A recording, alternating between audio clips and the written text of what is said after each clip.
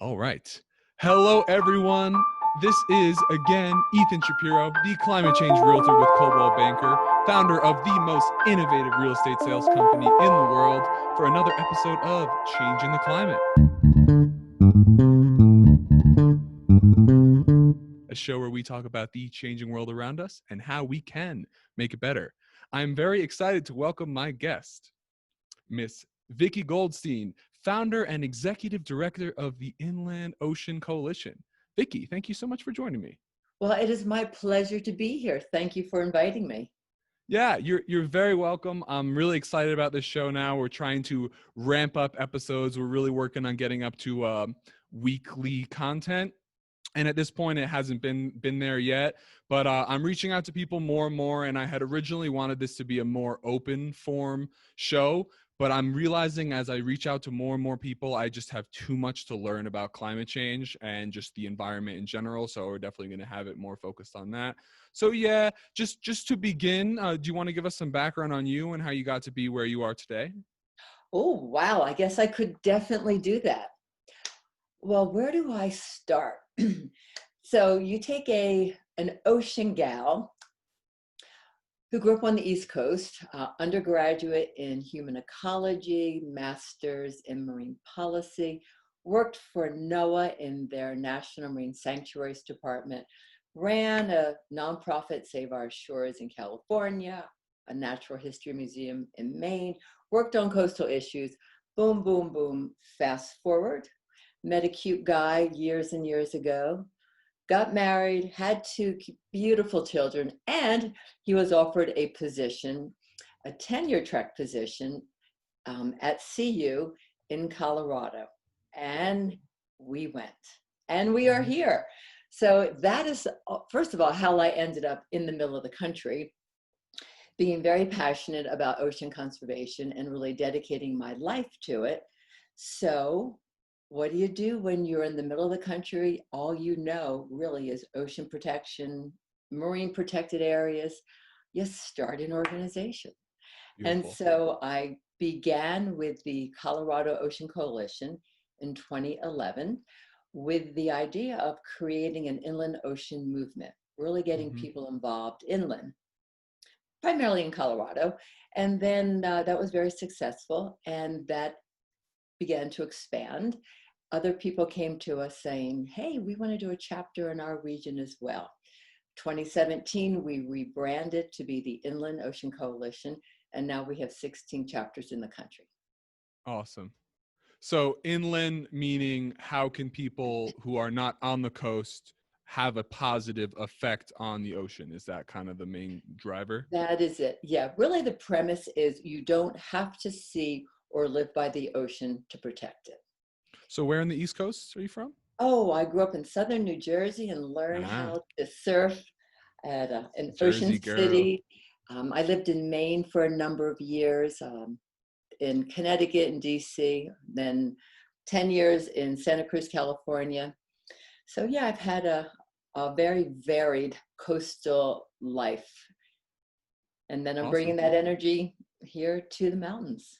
Yeah, as we desperately need it. Do you want to talk a little bit about how the process of starting the Colorado Ocean Coalition and kind of how it transitioned into the what is it, a global inland ocean coalition movement?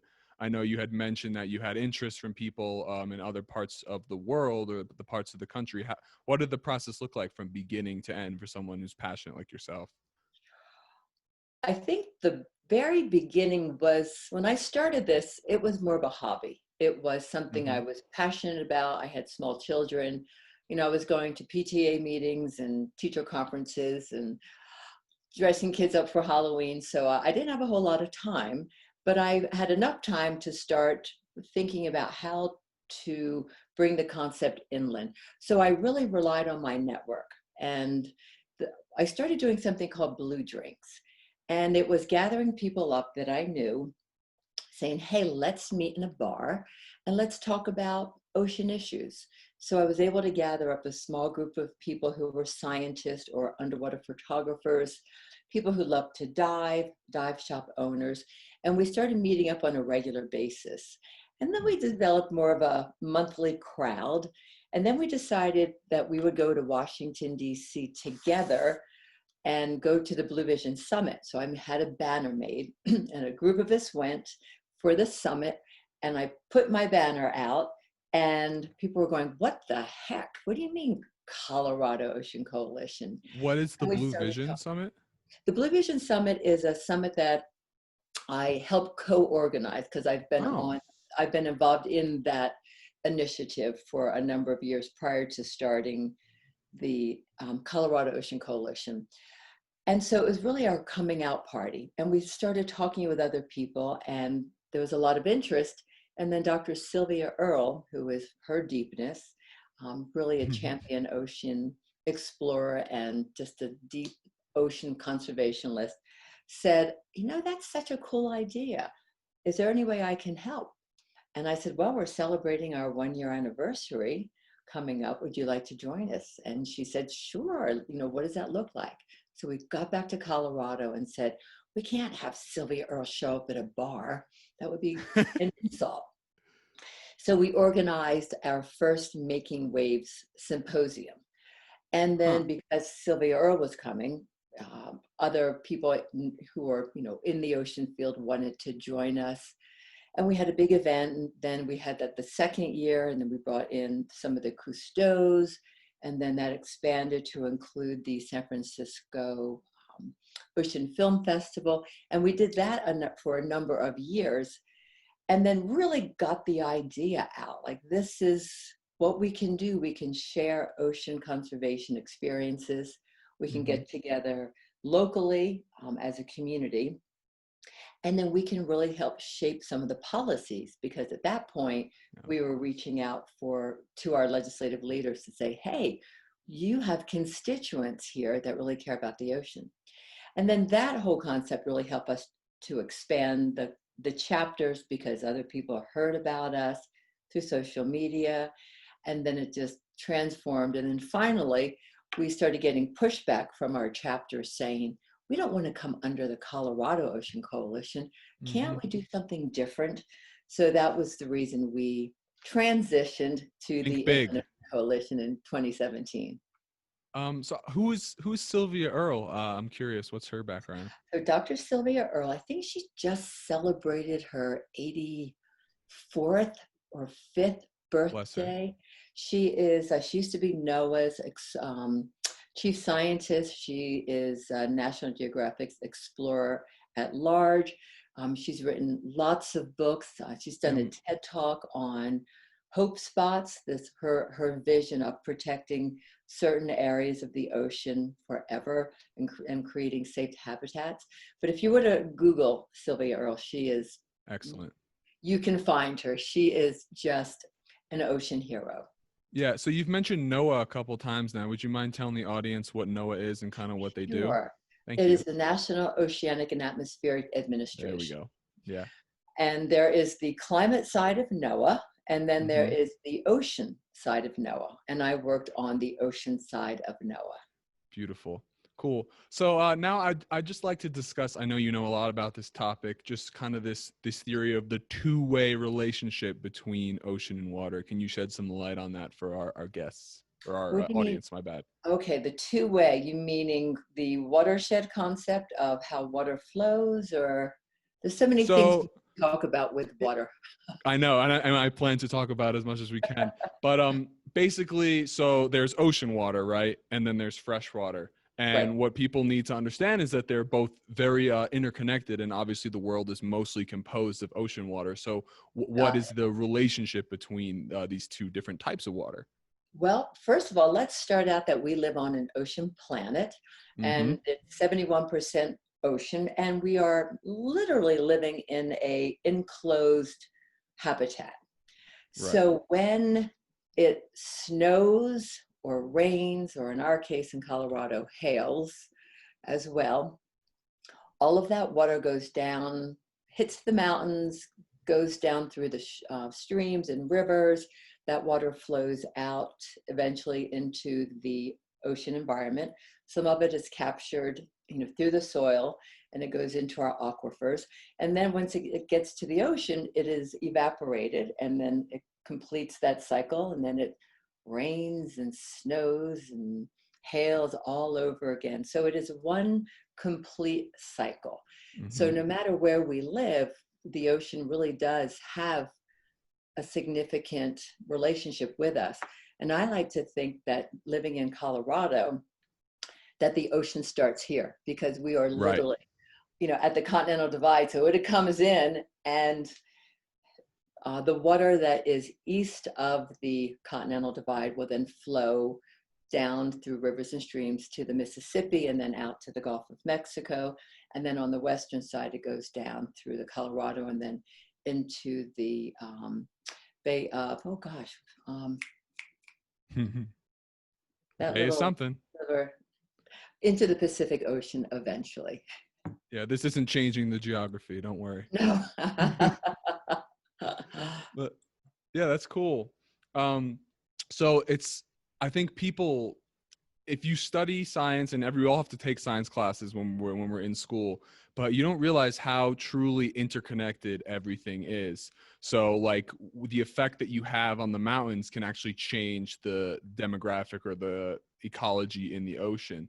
So I guess the one of the main tenets or the points of your organization is getting people to understand that what we do inland actually can have a huge effect on the ocean. I think it's quite obvious at this point.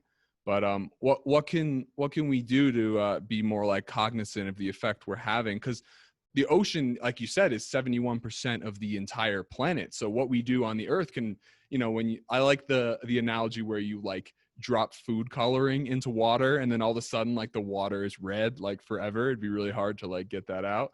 So what can we do as Coloradans who are we're very profoundly infecting our environment in this area by just living and burning fossil fuels and creating waste. So what can we do to foster a more healthy ocean? Oh my gosh, there are so many things we can do.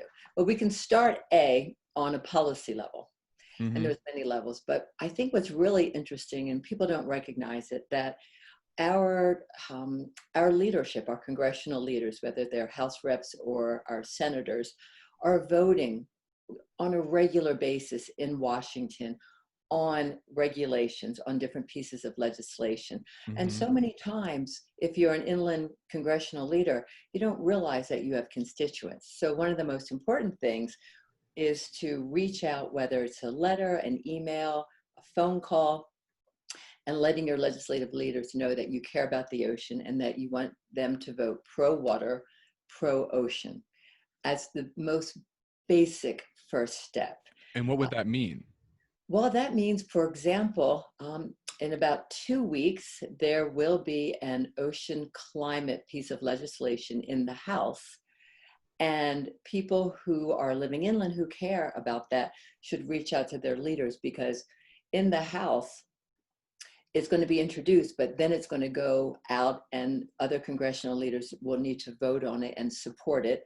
And if we get enough support on that, it'll go to the Senate. So no matter where you live, every single person has a representative who can have a voice in Congress on how different pieces of legislation will be supported, or how that legislation would be either rejected or really shepherded into formal legislation. So Right. having that two-way communication with your congressional leader is so important. Like, and I said, you don't always get to actually talk to, like, for example, Senator Bennett, but certainly with his aides, you can convey that. And then, the same with the House reps, for example, Congressman Goose, Yep. letting him know. So policy is really important. So Kind that's of legal. voting with your voice about what you like and what's important.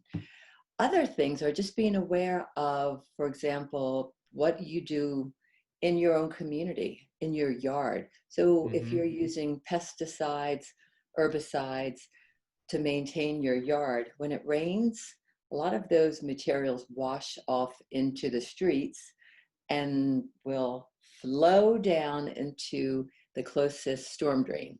And a storm Hmm. drain, I don't know if you know what they look like, but they're just little cuts in the street. Some of them say drains to rivers or drains to bay, depending on where you are in the country, but they're all the same. And there's just hundreds of thousands.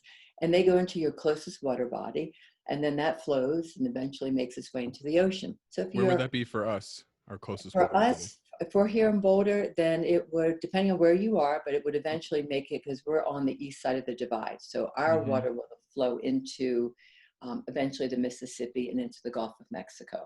Got you. That's far. So if, yeah, it's eventually it makes its way. So for example, if you have plastic bottles, okay, we've already talked about the Huge one. chemicals. Plastic bottles, rivers are the conduits for that, and single-use plastics. We're using a tremendous amount That's of awful. single-use plastics, and only 9% in the United States really are recycled. So the rest are either incinerated, end up in landfills, or into the environment. And like I used to take photographs of plastic bags in trees. It's like Mm-hmm. no winter storm. So that plastic will go into the environment, and plastic never goes away.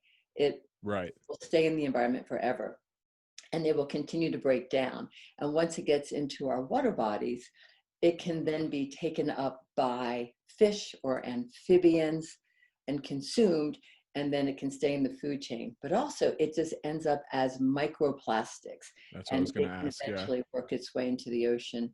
And we know that there's trillions of pieces of microplastics in the ocean. And What can because we do? 80% of all the garbage, trash, plastics that end up in the ocean come from inland sources. So it's Inland. like Okay. up to us to really take care of our watershed, because it will impact the ocean. Is there something maybe we can do? Like, I think I saw maybe this was like a science project theory or something, just like a guard for the sewer drain so plastic doesn't get into there. What can we this plastic pollution problem, specifically microplastics? I mean, what percent of the ocean is comprised of this at this point? Do we know? Well, there's been a number of studies, and there are very few places in the ocean that don't have some type of microplastics, just because they are so dispersed throughout the ocean. And Um, unnatural and harmful, oh, absolutely. I mean, cancer causing for when I was a humans. kid, we didn't even really have that. We didn't have plastic pollution as a problem. Yeah. So yeah, there's they say that we consume about a credit card worth of microplastics every year, Oh, because Jesus. it's And just that'll just keep hanging. going up the more plastic we make.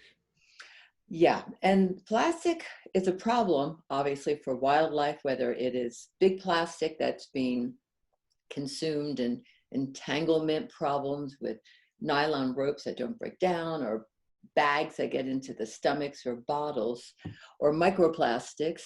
But what people don't recognize is that plastic really is a climate problem, 100%. because you It's horrible. frack to get your gas, Mm-hmm. and then you convert it, and then that conversion process is also climate inducing. And then you have your virgin plastic pellets, or the feedstock, and then that is transformed into your variety of uses for single-use plastics, which Which I may didn't or may know. not be properly handled, and then it ends up in the ocean or landfill. So it starts inland, Wyoming, Colorado, Pennsylvania, where we do a lot of fracking, Mm-hmm. and that is the beginning of our plastic pollution. And the industry is very excited about this, Mm. because with the excess amount of um, this gas, this liquid gas that is used for plastic production, they are investing millions of dollars in new plants, because they see this as a boon to the industry, because our fossil fuel use, our traditional Boone. oil, boon, like woo, more opportunity to make more Okay. plastic. Yeah, we can't have Actually, I'm that going to happen. reference something I just wanted to Cool. share with you. Are you able to share? I just was going to read it. That's Um, better. Yeah, perfect. so it's the American Chemistry Council states by 2023, the chemical industry is projected to spend over $164 billion on 264 new facilities and expansion plants to take advantage of this natural resource, or gas. And basically it's ethane, which is then cracked to make ethylene, which is the raw material for single-use plastics. Yeah, so let's make this very clear to people. Plastic is made out of fossil fuels, correct? Correct. It all seems to come back to this one thing, is fossil fuels, which we need to not use, not pull out of the ground, not do stuff with, because I'm sorry, I wanted to comment before that visual that you provide, or that image of everyone consuming a credit card's worth of microplastics each year. It's like you never feel it, you won't notice it, but every day. Is it in the water we're drinking right now already, the microplastic? Well, there's been a lot of different discussions on if it is actually in our water, but we do know it is in our It's in our streams, fish and it's in our fish, and it's in that our we ocean. eat. And actually, we've been working with CU and a number of scientists up there to do water quality sampling, not water quality, but microplastic sampling. And we haven't really delved into like what type, but we do know from our samples that in our very pristine waterways in Mm-hmm. Colorado, that we do have microplastics. So considering where we are, we we are at the essence, the beginning of that waterway that goes all the way down. Mm-hmm. We're sort of in the, the most pristine. Our water comes from the glaciers, and we're finding microplastics way up here.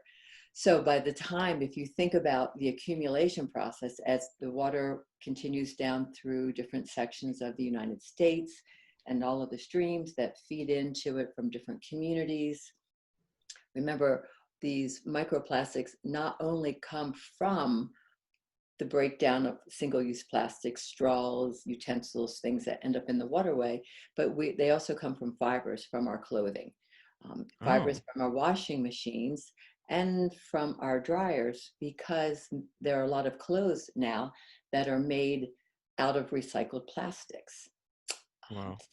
and then It's there are new awful. sneakers, and then you think about another thing, astroturf, plastic, running Like a around football field, like a AstroTurf. football field, Yeah. breaking down all those little tiny playgrounds that have that artificial Mm-hmm. plastic, roads, tires, tires have a plastic in it. So Everything has plastic in it. we've actually taken advantage of the glorious, if you watch The Graduate, plastics. The We've really taken that to a whole new level. And now we are really having to, Graduate. Is it like the Dustin? oh, Is it's it the Dustin movie. Hoffman? Yes, that's the one. Remember that Yeah. section about plastics? It's kind of I fun. haven't seen it, but my dad's been on my case about me to see it Okay, for you have to years. watch it. Go make sure you watch Will it. do. And that's really kind of the beginning. And I forget the exact phrase, Of but course. Of course. you'll know what I mean when you see it. So Yeah. anyway, we've been very excited as a society with all the benefits of plastics Well, and it's the very idea. useful. Yeah. And it was also really appealing to women because it was like, oh, instead of cleaning and washing all those darn dishes, we just sweep all the plastic and toss it in the trash. And Oh it was no. a time-saving opportunity. And we didn't really think about the long-term consequences. And now we are really needing to face that. Yeah, that seems like a common thread with humanity is not looking at the long-term consequences. And so disclaimer, people don't know, I'm not a scientist. I'm not a very science-minded person. I'm very into business. I'm very into pragmatic approaches to solving things. But the more I think about, and I'm getting involved in this climate community and trying to understand what we can do and how we can fix it, is that everything is just based on our behavior. And it's quite puzzling to me. I've read the climate change isn't happening arguments, and they, you can, like I say, you can spin anything and use logic to create a good argument. But the fact that people don't think that human beings can affect our environment is absolutely mind-blowing to me. Even just taking like the huge example of like the nuclear bomb, like they be okay, we know we definitely have nuclear weapons and we can use those and destroy the entire environment that way. But the fact that they don't think that little actions added up over decades or centuries can have an effect on a system that's clearly obviously connected. You have water that comes from the continental divide that goes all the way into the ocean, which can then flow all the way to different continents. It's just, it doesn't seem to make sense to me how someone can think we won't have an effect on the environment. If you can, you know, pull grass out of the ground, you're affecting that ecosystem there.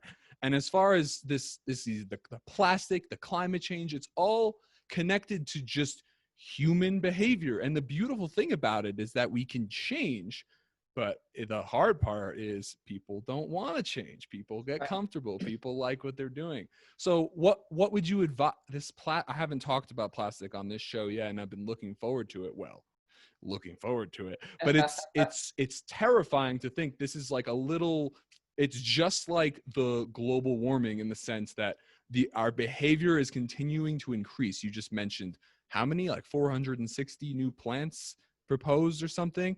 And the more and more we do of it, the more and more it's going to come and bite us. And that's the same thing with burning fossil fuels or using fossil fuels as plastic and polluting the environment. We're putting pollutants out. So I don't know, what advice would you give? How can we change? Because I really don't know. I mean, on a personal level, I suppose using less plastic is good, but what can we do on a macro scale to just get rid of this dependency we have on Well, there's a disposable couple of plastics? things. I mean, I Mm-hmm. think the whole idea of what we've tried to do with our different chapters is to almost, I guess you could say, educate people, educate your friends, your family around you, and create a cultural shift for reducing your own single-use plastics as a Mm-hmm. number one. And we've been working with a couple of other organizations to do brand audits. So in addition to reducing your own and taking that responsibility, really paying attention to where these plastics are coming from, what Mm-hmm. corporations are producing them, and then asking those corporations to take responsibility for that. So you might say, well, how do you ask corporations to do that? And I will tell you, Great. because there is legislation pending that is called the Ah, Break Free from Plastics Act okay. that would, in essence, hold these companies accountable for not only producing all of those materials and then just like letting them go and making it, leaving it up to us to properly dispose of or do our creek cleanups that we always do, but to be responsible for continuing that process and bringing them back in so they're properly disposed of. And there are some technologies that will do that. But right now, we are not able to get that passed in the Senate. So all I Mm-hmm. can say right now is that we need to vote. We need to vote people in to our Congress that care about environmental issues, that care about ocean issues, care about Right. plastic pollution, and really trying to create legislation. So in our country, at least, because this is where we have control, take control of Absolutely. this outrageous problem. And we hear frequently saying, oh, plastic is China's problem, or plastic is Indonesia's problem. What we've been doing is sending our trash to those other countries. Yep. And they have huge problems there, but they didn't generate the plastic. They don't consume that single-use plastic. We've been shipping our waste over there. Do So they when you just see burn these it? rivers, well, they burn it, but they also will sort through it and try to get some money for it. Mm-hmm. And they have Well, a who's small buying it? company. Because then it's still it never disappears. That's the Right. scariest I'd thing to love think to about. recommend a great movie, and it's called Break Free No, from Plastic. that's number two for this podcast. What is it? The Graduate and what else? Break Free from Plastic. So it's the same name as the legislation, but there's also a movie. And that Cool. really lays out the story that I'm telling right now, Mm-hmm. where the problem starts, with fracking, how it's increasing climate change, but also how our waste and kind of our ignorance has been hurting other countries that are not as well off and who've been accepting our trash for a number of years. And it's really an eye-opening movie. So I would highly recommend it. And Gotcha. we've had the opportunity to show it through the Inland Ocean Coalition and then have conversations with the producer. So through our programs, we try to get this information out and have dialogue with people who care about it, and then really get people aware of the possible legislation that will help us to solve this problem. Cool. So that's enough on plastic. This stuff can get very depressing if we go too far, but There we go. it's as real a problem as carbon emissions. It's actually very similar, more than I had realized. So I had read on your website that the coalition is very focused on watershed health. Do you want to shed some light on what that is and how we can foster that in our community, perhaps? Yeah, it was a little bit what I talked about, recognizing that we are all communities living upstream from someone else. And what we do in our Watershed. community will impact the next community all the way down into the ocean, and how we really need to be careful of how we treat our yard, Mm-hmm. our our region. And so some of the things that we do obviously is to try to purchase food that are organic, or we really support that. Try to keep a 50-mile radius food supply when you can.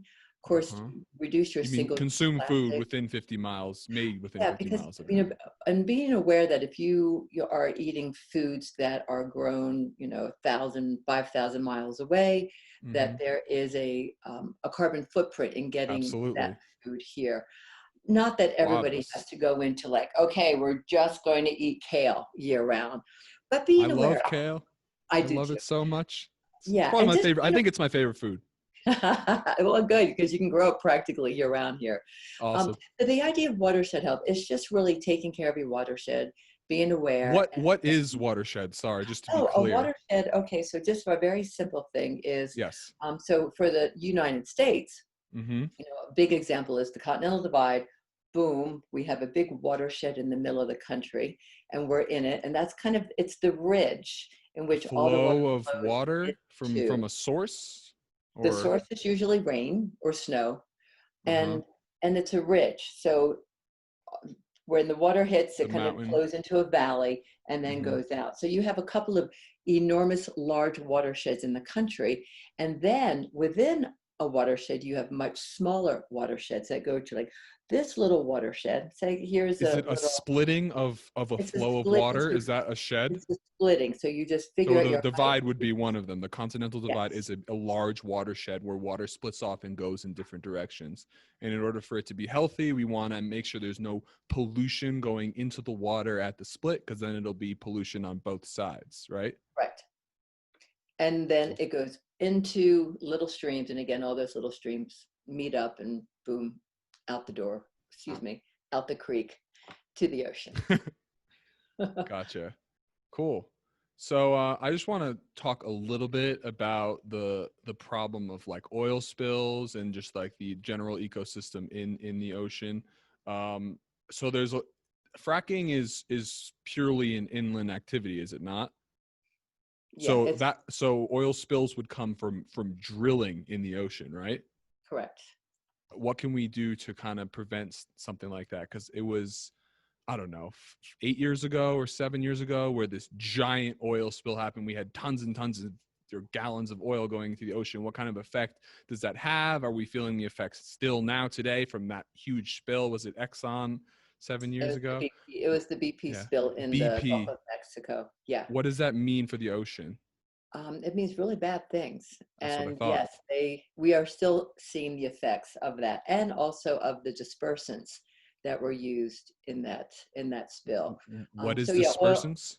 Yeah, so they used a lot of dispersants, which are chemicals that take this big, thick, oily mass of oil and it breaks it up. So the idea is that you use as many tools as you can to get the oil out of the water, but you really can't entirely. So you disperse it, and that means it breaks it up so you have less impact. Say, for example, to otters or birds. But the Mm-hmm. problem is it breaks it up into these little teeny pieces, and then it lands on the substrate or the bottom of the ocean, where it can impact the habitat and the animals that feed in that area. So we are still seeing the impacts. how do I, or we, how do we avoid it?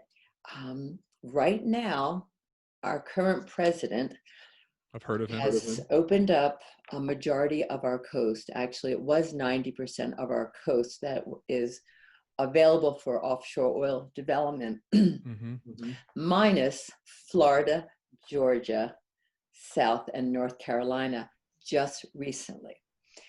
And that means if you go to the Jersey Shore in the future, there may be oil rigs.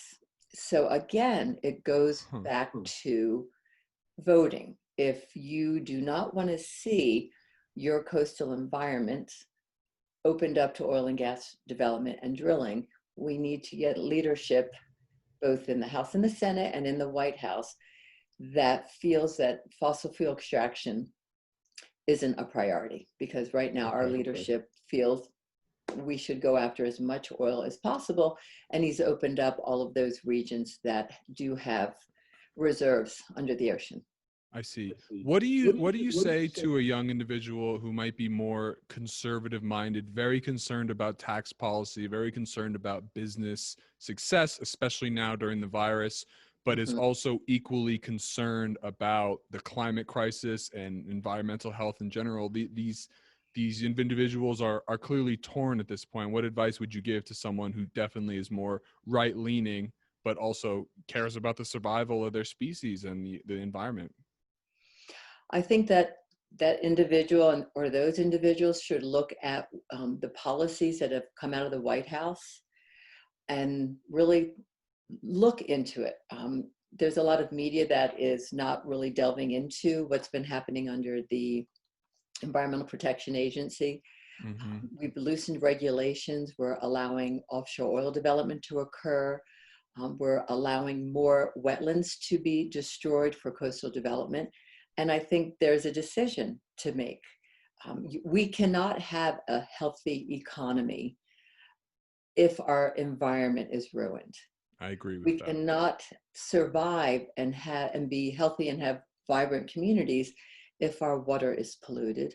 And we certainly can't have strong, vibrant coastal communities that are really reliant on tourism if they're cleaning up from an oil spill and the fishermen cannot go out and Ugh. get their catch. Yeah. So that's really my answer. And I Thank think you. it's the environment is really super important. You're 100% right. I completely agree with you. And I think many people who are business oriented do understand that the environment's very important, and they do believe in more than just shareholder value. They believe in stakeholder value. They believe in taking care of customers and all this other stuff that goes with that. You've spoken a lot about talking to your legislation, calling your senators. You're like me in a similar way. You have a big picture kind of oriented solution, whereas if we pass legislation, that's it, they can't do it anymore.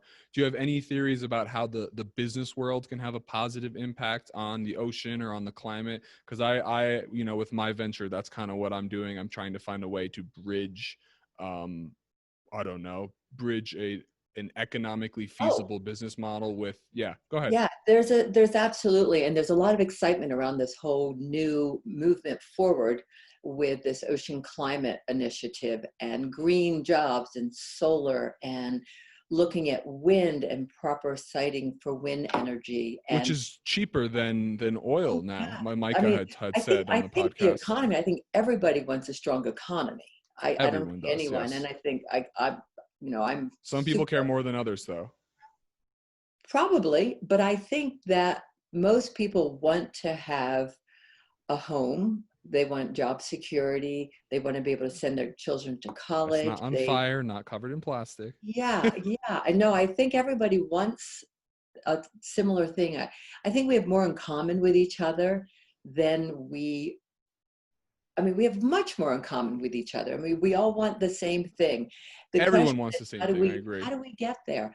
And Yes, I'm that's just the saying that problem. we can. There are so many strong economies based around clean energy, um, Yeah, I healthy had my oceans. Norwegian friend on a couple weeks back, and he talked about that they are doing a lot of oil drilling, but they're completely reinvesting all the profits into renewables. And I think he said like 95% of the whole country is run on renewables now, which is Yeah, I incredible. mean, there's so many innovations. And the thing is, people are really, really smart, and we are developing technologies every day. And right now, even all of the ports are getting behind this initiative. So it's say like, hey, the ocean, there's a lot of opportunities. All of the shipping, the ocean shipping that we rely on and we need, we're starting to turn our attention to like, how do you make the shipping industry cleaner? Because nobody wants to shut down shipping and moving goods around because we need those goods. But Hmm. there's a lot of opportunities to create clean shipping and using different fuels and making sure that those emissions are not contributing to climate change in a way they have in the past. What's going So on now as far as the shipping industry? Do you know much oh, about it? there's a whole new effort and initiative Well, to before that, how has the shipping industry primarily gotten the job done? It's through these large freights, right, oh, on the through the water. law, and they use the cheapest, Diesel, or dirtiest fuel. No, it's this very heavy crude. And we've been studying this, we meaning the scientists and people who work for NOAA and looking at kind of the ocean climate models. And it's it's a very large polluting sector. And so we're hmm now focusing in on that. And there are new technologies coming out of the business community discussing and looking at how we can transform our fleets for cleaner fleets. Again, going back to wind, how do we start siting wind? So there is a sighting wind. siting. So we call that when you place a wind farm, either on land or in the ocean, Hmm. you site it. But with the ocean, it's a little more complicated because you then have to manage fishing. So you don't want to interfere with the fishing community, and then you don't want to interfere with the migrating whales. So Sighting, like placing a site to be yeah, used. identifying the Hmm. site, placing it. So there's been a lot of energy around marine mapping. So how do we do this in a smart way? Working with different communities like the tourism, with fishing, with wind, with marine mammal protection. So people are thinking about these things. So we're not talking about shutting the economy down. We're Hmm. talking about how do we increase the economy's productivity in a way that is not harming the environment. So we can, Long in term, essence, get it all. Exactly. because that would be great. Yeah, so I guess we're kind of getting towards the end here. I just wanted to talk a little bit about ocean biodiversity and the effects that a rising sea level and glacial melt will have on the ecosystems in the ocean, and how does that affect us inland as well. So I think that the biodiversity in the ocean is absolutely critical, as well as the biodiversity on land. Correct. And so what we're seeing through sea level rise and more glacial melting and more fresh water coming in and temperatures changing is really a change in the biodiversity. So what I'm excited about is this new legislation. I'm always trying to find a bright spot, and it's Hmm. called the 30 by 30. So the idea is let's protect 30% of the ocean and its biodiversity, 30% of land by 2030, and recognizing that if we are going to keep healthy ocean environments intact, that we have to actually find these very special habitats.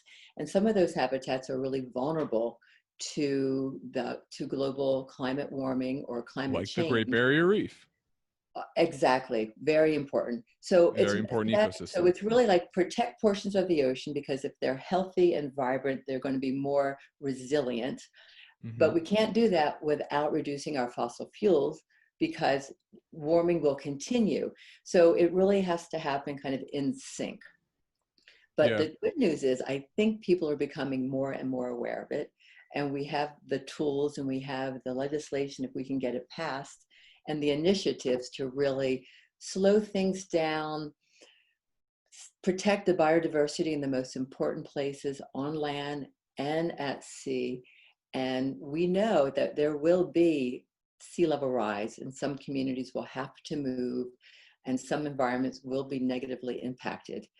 But we can do our best as far as planning and really trying to be thoughtful about what areas we want to really give a high priority to for Do you have protection. any idea where that 30% figure comes from? Because yeah, we had said that 70% of the surface of the planet is ocean, so 30% of the ocean. That's a lot. It doesn't sound like a lot, but it's a lot of protected waters, which would be great. Yeah, well, basically, if you look at the Pacific, you look at the East Coast, there's a lot of opportunities for these underwater canyons, for underwater habitats that you can go in and protect. So, for one example, we have a huge marine protected area in Hawaii, and using that as a model to also protect other regions. And when you do that, you are in essence saying these are very special. And of course, you work with the scientific community to really Mm-hmm. determine what those areas are. You just don't do it willy nilly.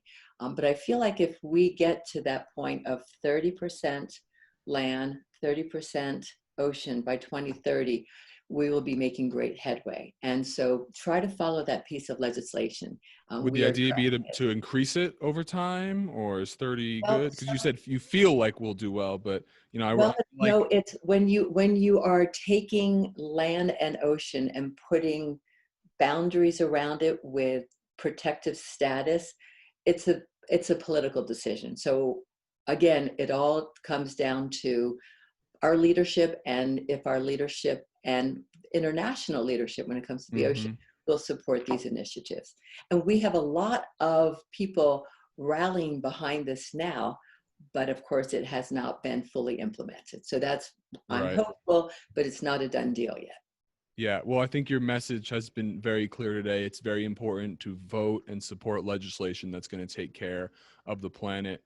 So, just to conclude here, I just wanted to throw something out there and see what you thought about it. I'm sure you thought about this in the past. So, 97% of Earth's water is in the ocean. We've said several times 70% of the surface of the planet is covered in ocean.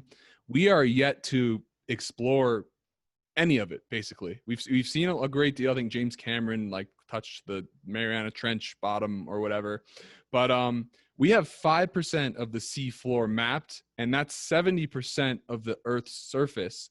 So basically, where I read is like 65% of the Earth is unexplored. So people are very excited. It's like, oh, we're gonna go to Mars and explore a whole new planet. It's like, yo, we haven't explored our planet yet. And we talked about biodiversity and how important it is to have a healthy ecosystem. But yeah, I'm just curious, as someone who's so interested in the ocean, have you thought about how much mystery is just truly still left out there? I w- when I say we, I say the Just like ocean every community. day. We're always saying, why are you spending all of this money to go to these foreign planets when we have an amazing ecosystem We can that we do don't both, even but yeah. understand yet? Go to Mars, fine. But I agree. Yes.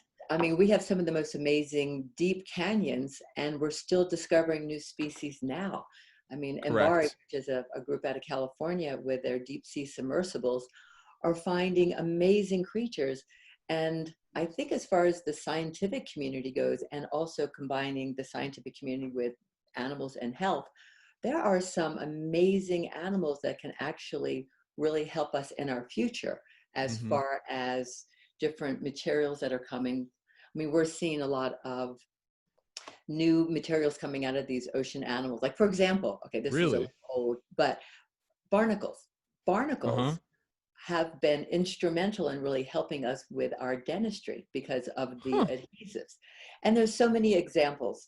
So the idea is if we start destroying ecosystems or don't explore and Well, understand if your we don't stop, ecosystem, because we already we are. we Let's could be really real. lose a lot of valuable resources, which would not only And be we are in the process. right, exactly, but not only for keeping biodiversity, but also for our future health opportunities. There's a lot of different cancer reducing medications that are coming out of some of the animals in the deep sea. So it's just something that we should be aware of. Cool. Well, yeah, Vicki, thank you so much for coming on. I really appreciate it. Guys, the ocean is Earth, basically. What are we 97? Aren't humans 97% or 86% composed of water as well? Yes. Water is the key to life. If we keep putting whatever you want to call it, plastic, oil, anti-living things in it, it's going to eventually come back and get us if it hasn't already. So that's why I'm really happy to have you on the show, and I'm really supportive of what you're doing and taking care of water, taking care of the ocean, taking care of each other, and having a positive attitude while you do it is great. So Vicki, I really appreciate you coming on the show. It was a pleasure to have you speak, and I would love to talk again in the future. Great. Well, thank you. I really appreciate the invitation. It was my pleasure. All right, everybody. Have a fantastic day. You were listening to Changing the Climate. All right, take care, everyone.